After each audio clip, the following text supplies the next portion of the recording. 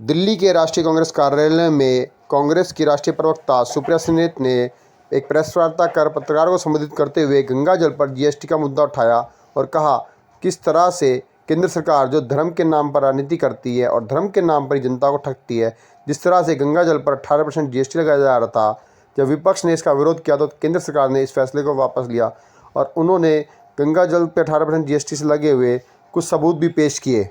आज एक जरूरी मुद्दे का सच आपके सामने रखने के लिए इस मंच पर हूं, क्योंकि जिसको मां गंगा ने बुलाया था उसने उस मां गंगा को भी नहीं बख्शा। और एक बार फिर, और ये मैं पूरी मुस्तैदी से, पूरे पुरजोर तरीके से, पूरी मजबूती से कहना चाहती हूं कि एक बार फिर हमने भारतीय जनता पार्टी और मोदी सरकार को कांग्रेस ने मजबूर किया कि उन्होंने अपना गलत फैसला वापस लिया और अपनी भूल का सुधार किया। यह बहुत बड़ी बात है कि कांग्रेस ने जिस चीज का विरोध किया था, कांग्रेस ने जिस चीज पर मोदी सरकार का पर्दाफाश किया था, अंततोगत्वा मोदी सरकार को घुटने टेक कर वो निर्णय वापस लेना पड़ा और बात गंगा जल पर 18% जीएसटी की है। ये धर्म के नाम पर इतनी अनिवार्य चीज है जो हर पूजा पाठ में, हर चीज में इसका इस्तेमाल होता है। जब पता चला कि इस पर 18% जीएसटी लगेगा तो कांग्रेस ने इसका विरोध किया। अपने सारे प्लेटफॉर्म से हमने इसका खिलाफत करी, हमारे नेताओं ने खिलाफत करी, हमारे कार्यकर्ताओं ने खिलाफत करी और यहां तक कि कांग्रेस अध्यक्ष ने भी इस मुद्दे को मुस्तैदी से और मजबूत तरीके से उठाया।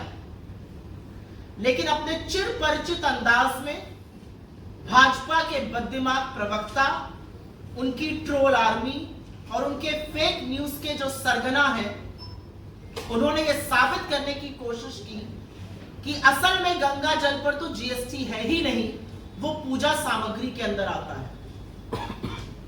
और थोड़े दुख के साथ कहना पड़ता है साथियों कि उनकी बातों को आप लोग ब्रह्म वाक्य मानकर उनका वर्जन चला देते हैं। तो आपने चला दिया कि भाई गंगा जल पर तो कोई जीएसटी नहीं है, सरकार ने क्लैरिफाई कर दिया। सरकार और उसके प्रवक्ता और उसके लोग झूठ बोल रहे थे। गंगा जल पर 18% जीएसटी लगाया गया था और यह कहना कि नहीं था, यह कोरा झूठ था। आपकी जानकारी के लिए बता दूं कि आपके द्वार गंगा जल योजना 2016 में मोदी सरकार ने शुरू की थी। इसका एक उद्देश्य था कि गंगा जल सहूलियत से मिले लोगों को और दूसरा डाकघर की आमदनी बढ़ाना था। और डाकघर अधिकृत थे कि वो गंगा जल बेच सकते थे और इसीलिए 250 मिलीलीटर की गंगा जल की बोतल 30 रुपए में बिकती। और जब सरकार का निर्णय आया, सरकार ने आदेश दिया, तो वो 30 रुपए की बोतल 35 की हो गई थी। ये मैं जबानी जमा खर्च नहीं कर रही हूं। 2 ऑर्डर, एक 8 अगस्त को ऑर्डर निकला था और एक 3 अक्टूबर को निकला था, जिसमें गंगा जल पर 18% जीएसटी लगाने का आदेश था। और अगर मेरी बात पर आपको यकीन ना हो तो प्रत्यक्षम किम प्रमाणम, ये इंडिया पोस्ट का ट्वीट है। ये सारी चीजें हम आपके साथ साझा करेंगे क्योंकि सच को दिखाने के लिए ज्यादा मशक्कत नहीं करनी पड़ती और झूठ जो बोलता उसको बड़ी मेहनत करनी पड़ती है, फिर भी झूठ ध्वस्त हो जाता है।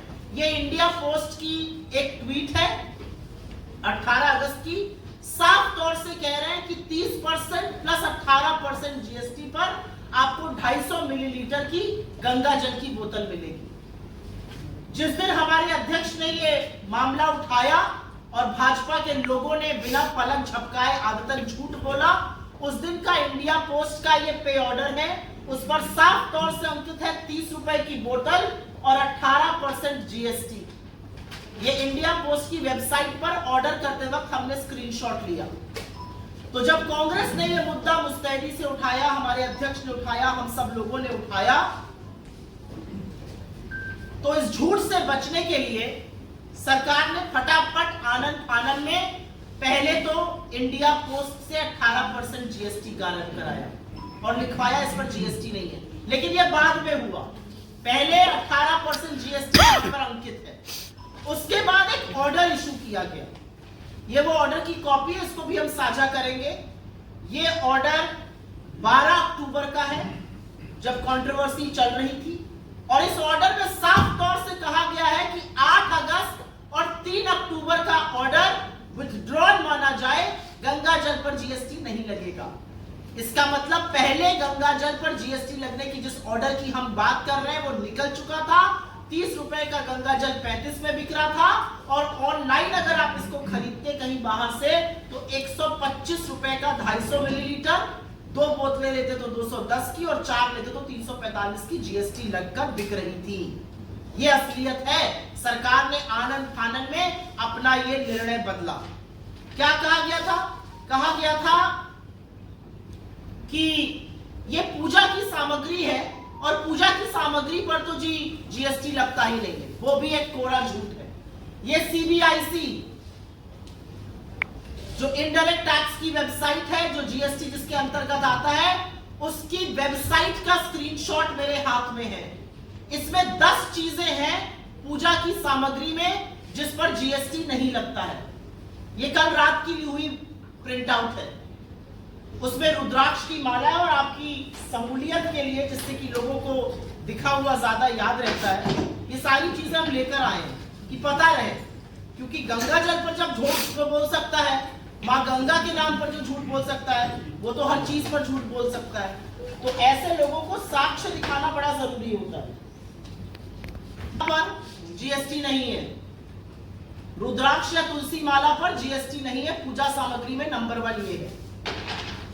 उसके बाद यज्ञोपवीत पर, ये आप सब लोग जानते हैं जो पूजा पाठ करते हैं, इस पर जीएसटी नहीं है। बिना ब्रांड के शहद पर जीएसटी नहीं है।